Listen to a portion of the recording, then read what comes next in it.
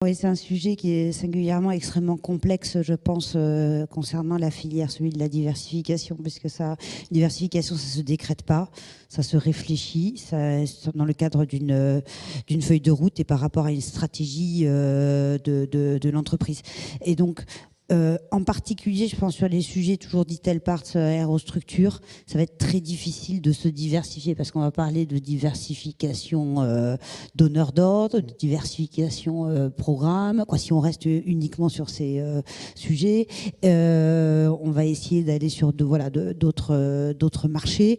Parfois, on va avoir des entreprises qui vont se diversifier sur d'autres verticales, par exemple vers le nucléaire, l'énergie ou le ferroviaire. Et en fait, on se rend compte qu'après, ça ne correspond pas à une stratégie groupe qui pourra permettre un adossement de ce type d'entreprise.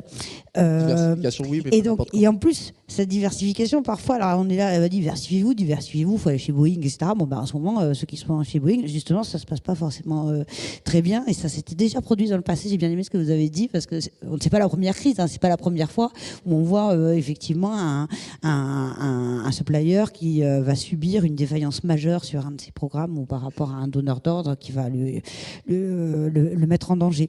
Donc moi je pense que réfléchir, alors pour ceux qui le peuvent, ce qui n'est pas le cas justement des detail parts et aérostructures, à aller vers le MRO et l'aftermarket, ça me semble crucial en termes de business model quand c'est possible, hein, et on voit bien que comment dirais-je, ça donne beaucoup plus de visibilité à l'entreprise en termes de chiffre d'affaires et également de rentabilité. Et je pense qu'en ce moment, il y a un gros sujet sur la défense.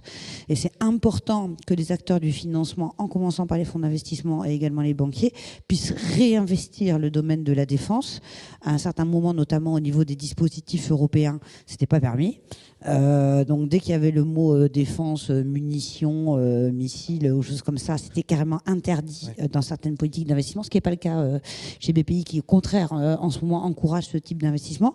Voilà, moi je pense, une source de diversification qui est intéressante. Il y a le sujet aussi évidemment de l'international, hein, qui me semble important et à creuser. Il y a certaines entreprises qui vont aller vers le service en partant du produit. Voilà, donc il y a différentes façons de le faire. C'est un sujet très difficile, très complexe et à très fort enjeu, il me semble, pour la supply chain.